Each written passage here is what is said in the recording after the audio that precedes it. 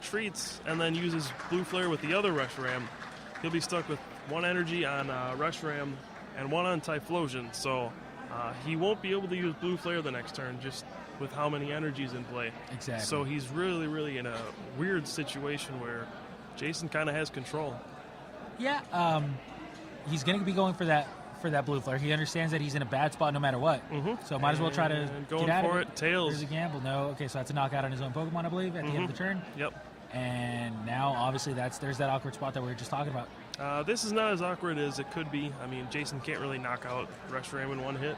So I think the other way, if he would have retreated, it would have put him in a much worse situation. I think this is what he wanted. Obviously, he prefers heads in that spot, but this is better than retreating and using Blue Flare with the fresh Reshiram, I think. Yeah. They were just checking each other's hand sizes, trying to figure out if Jason can equal the hand size. And he looks to be having a little bit of trouble trying to figure that out, so he might have to maybe waste a resource here and there. Yeah. I mean, I'm sure Jason's played against this deck plenty of times. Whenever you're making a rogue deck like this one, you always play against the top-tier decks just to make sure you can beat the popular decks. That's the most important thing. So I'm sure he's well-versed in this matchup, and he knows exactly what to do. No doubt about it. We are seeing Jason go for He played a Judge. Judge, okay, that was a Judge. So, equals hand size. I'm sure that he's not going to be playing another card this turn. And he's just going to be attacking. Does he attack the Kulaba here? Or, I'm sorry, I didn't mean that. I meant the Reshiram. Yeah, I think he has to attack the Reshiram just because it's the only attacker in play for Yuta at this point.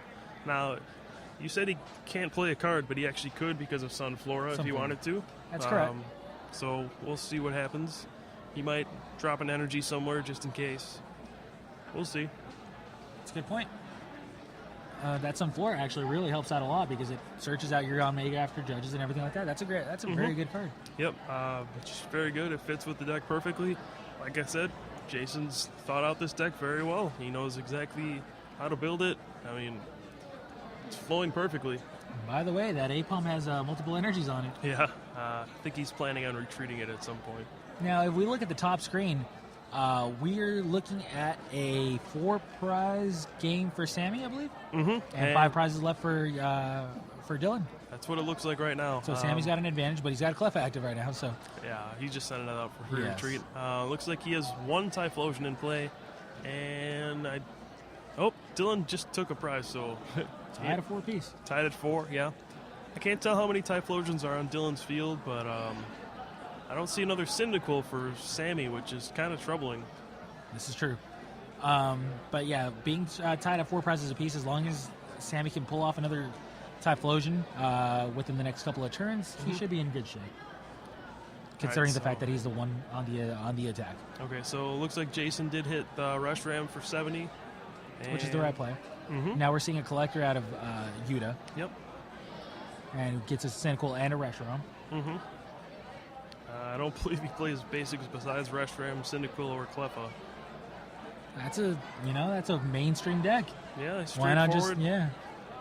Why not just try to make sure that you get consistency above anything else, and consistency and power above anything else. Yeah, now you can see he hesitated putting down that Reshiram because he knows that anything is liable to be sludge dragged, and he doesn't want to be in that awkward spot again. So he's thinking twice before doing anything.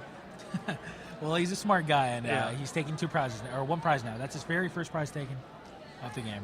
Yeah, I just want to clarify, he's playing this very well. I mean, it's a tough situation to be in. If you put 1 energy in the wrong spot, you could just completely lose the game, and he's doing everything right so far. Yeah, I haven't seen a single misplay, and I can't even say that I'm impressed because the truth is, he is Yuta, and he is one of the best players in the game, and he rightfully should make these plays correctly. I'm always impressed by someone who doesn't make any mistakes, so I'm still going to be impressed here. All right. All right. Well, you would be because you're so full of them. Full of what? Mistakes, my friend. Mistakes. Oh, well, yeah. All right, so we still have a 4 versus 4 prize game at the top screen. Dylan and Sammy Sekuma are both tied. It looks like Sammy did not take a prize on his turn. No, it looks like he did. He's got 3 prizes left. Oh, okay. I apologize. You have good eyes Yeah. and contacts. I guess I need those. Let's see. Anyway, Yeah, Jason's in the think tank too. Obviously, I believe it's Yuta's turn, but Jason looks to be just in the zone. He's trying to figure out a way to maintain this game and maintain this lead that he's got. yeah. What did Jason do on his turn to get in this spot? Well, the restaurant wasn't confused, or it still isn't. I think it's Jason's turn, actually. Oh, it must be. Yeah. Okay. It looked like Yuta was ready to make an action, but maybe he's just, Yeah. trying to make Jason speed up or something. Yeah. I mean, he does have to be somewhere. Well, let's see what happens. Jason, like I said, is in the think tank now. He's going through his discard pile, really trying to figure out what the best play is. What do you think the best play is, Kyle? For Jason in this spot? Yeah. I'm not really sure. I mean, I think, honestly, he should use a turn to drag something out. This is exactly what I would do in this situation. I might have even chosen the Typhlosion instead of the Rush Ram, but I can understand this as well. He's just trying to make Yuta flip for these attacks, and if he gets tails, it'll actually work out perfectly where a Yanmega can knock out the Rush Ram. Yeah, that's absolutely true. We're seeing a Sage's training out of Yuta, and he immediately discarded 2, and now he's going through the last one, discards a Collector. Mm-hmm. So the fact that he was actually shoveling through the Collector does mean something, and Yeah. I don't know what that is. Maybe he just wants another restaurant. Yeah, I don't know. But regardless, we are in the spot where Yuta now just used a Sage to try to sort through his deck and try to get his hand a little bit better. He There we just go. used an attack, He Outrage. used Outrage for 40, and there was Correct. already 20 on the Mew. So Yep, and he hit heads on the attack, so he takes a prize. That's 4 Yeah. prizes taken. So now Jason's in a weird spot. I'm not sure what he should do in this spot because really no matter what he does, he's going to die next turn. And then Yuta will be ahead by 2 prizes. So there's now 5 damage on the restaurant, correct? On which one? The restaurant has 5 damage on it. The active? Yes. No, it actually has 3. 3? 20 from the poison and 10 from the afterburner. Oh, okay, that's correct. Mm-hmm. So 30 and 40 at the end of Jason's turn, so it's still going to have around 90 HP left at the end of Jason's turn, unless Yeah. Jason damages it. The damage on the Rush Rams actually kind of backfires on Jason because it allows him to attack for 2 energy and get knockouts still. Yeah, as long as he gets heads. Yeah, well, he could also afford to retreat at this point since it's only 2 energy costs for an attack. So, I don't know. If I'm Jason, I'm probably getting a little worried.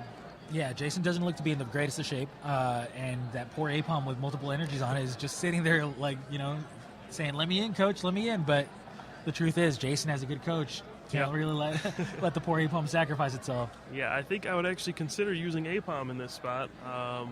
Maybe move an energy off, force him into a weird spot to consider retreating. I'm not really sure. Well, you move it onto a Cyndaquil? Yeah, Move it onto a Cyndaquil, and then you achieve an Afterburner onto the active, retreat, and attach an energy and outrage. Mm-hmm. That's still a knockout. Yeah, but he has to flip for the active, and then if he would retreat, he would be in a weird spot with his energy attachments. I'm not sure. I'm not really sure. That Typhlosion really messes up a lot of math, and it's almost impossible for us, even as commentators, to figure it out, let alone a player, Yeah, the way I'm seeing it is if he moves 1 fire off to Cyndaquil, he'll have 1 on the active, so he could attach and retreat, and then in that case he would have a Rush Ram with 0 energy on it, and then if he uses Outrage, he'll have a Rush Ram with no energy, which he won't be able to power up the next turn, because there's not enough damage for Outrage to knock out a Yanmega. That's very true. That's a great point. So, yes, Jason's deck makes for very complicated and annoying situations where you have to really think out every move. That looks like the Dylan versus Sami Sekou game is over, and we were so busy talking about this game that we couldn't really get a good glimpse of who was winning. Now it looks like Sami Sekuma's out. I believe he won. Oh, Sammy won. Well, it's really hard to tell here. We haven't gotten a confirmation from either player yet. Yeah, it looks like Sammy is the winner. Sammy's advanced to the finals. So Dylan did make top 4, but unfortunately he got knocked out by Sammy.